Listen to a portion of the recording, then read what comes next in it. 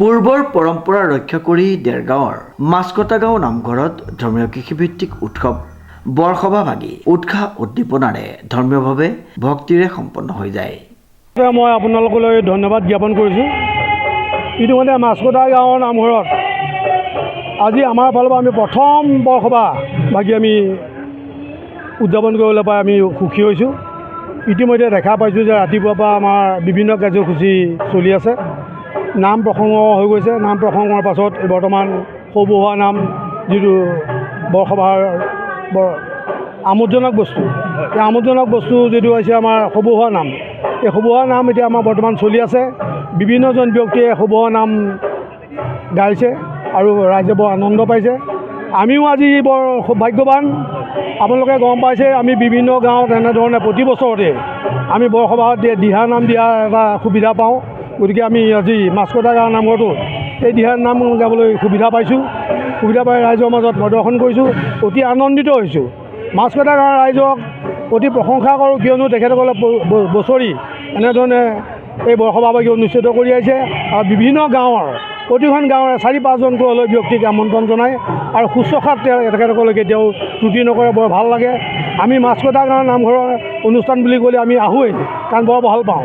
কাৰণ ইয়াত ৰাইজৰ যিটো আতিথ্যটো বৰ ভাল লাগে। গতিকে আজি দেখিছোঁ বিভিন্ন ধৰণৰ কাৰ্যসূচী চলি আছে। ইতিমধ্যে আমাৰ দিহানাম চলি আছে। দিহানামত আজি আইসকলেও আজি দিহানাম পৰিৱেশন কৰিবৰ কাৰণে আজি তেখেতসকল উপকৃত হৈছে। সাধাৰণতে দেখা যায় যে নামঘৰবিলাকত মহিলাসকলক দিহানাম গাবলৈ দিয়া হয় নাই, কিন্তু এই মাছকটা গাঁৱৰ নামত এটা ব্যতিক্ৰমী পদক্ষেপ। ইয়াত যিসকল স্থানীয় আই আছে, আইসকলকো তেখেতসকলে দিহানাম গাবৰ কাৰণে এটা সুবিধা প্ৰদান কৰিছে আৰু সঁচাকৈ ভাল লাগিছে।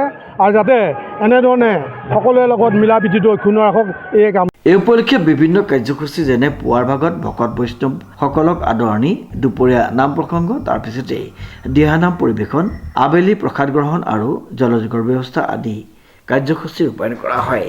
প্ৰাচীন কালৰ পৰা চলি আহিছে। মানে তাহানি দেৱতাসকলৰ গৰ্ব চুৰ কৰাৰ উদ্দেশ্যে বৰসভা অনুষ্ঠিত হ'ল। গতিকে তেতিয়াৰ পৰাই বৰসভা আৰম্ভ হৈছে আৰু গুৰুজনাৰ দিৱসৰ পৰাই নামঘৰবিলাকত আৰু সত্ৰত এইদৰে বিভিন্ন জেগাত বৰসভা অনুষ্ঠিত হয় জেঠ মাহত বৰমাহ হিচাপে। গতিকে এইবাৰ কোনোবা ৰাইজে বৰসভাটো আহাৰ মাহলৈ নিছে। গতিকে আৰু আজি মাছকটা গাঁৱৰ বৰ উলহ মালহ আনন্দৰ মাজতেই নাম প্ৰসংগ হৈছে আৰু দিহানাম হৈ আছে।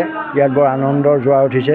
গতিকে মই এই বৰসভাৰ বিষয়ে ইমানকে ক'লোঁ আৰু বৰ আনন্দদায়ক হৈছে।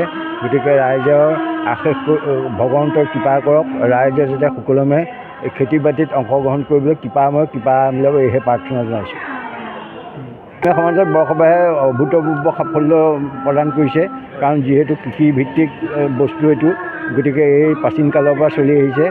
বৰসভা পতাৰ পাছতে ৰাইজে কৃষি কামত অগ্ৰসৰ হয়। গতিকে বৰসভাৰ পৰা ভগৱন্তৰ আশীষ লৈ বৰসভা অনুষ্ঠিত কৰিছে। গতিকে এই আনন্দৰ জোৱাৰ আৰু উৎসৱ মুখৰ পৰিৱেশ সৃষ্টি হৈছে আজি মাছকটাত। দেৰগাঁৱৰ প্ৰায় 20খন গাঁৱৰ ভকত বৈষ্ণৱ আইসকল তথা গোলাঘাট, যোৰহাট আদি বিভিন্ন অঞ্চলৰ ভকত বৈষ্ণৱ আইসকলৰ উপস্থিতিত অনুষ্ঠানভাগি সুচাৰুৰূপে সম্পন্ন হৈ যোৱাৰ বাবে মাছকটা গাঁও পৰিচালনা সমিতিয়ে সন্তোষ প্ৰকাশ কৰে আৰু সকলোকে ধন্যবাদ আৰু কৃতজ্ঞতা জ্ঞাপন কৰে। পূৰ্বৰ পৰম্পৰা ৰক্ষা কৰি দেৰগাঁৱৰ মাছকটা গাঁও নামঘৰত ধৰ্মীয় কৃষিভিত্তিক উৎসৱ বৰসভা ভাগিত বিভিন্ন স্থানৰ ভক্তপ্ৰাণ ৰাইজ উপস্থিত হৈ এক ধৰ্মীয় পৰিৱেশ গঢ়ি তুলি উক্ত অঞ্চলত এক আধ্যাত্মিকতাৰ সৃষ্টি কৰে। নৱজ্যোতি ভৰালীৰ ৰিপৰ্ট, নিউজ নাও।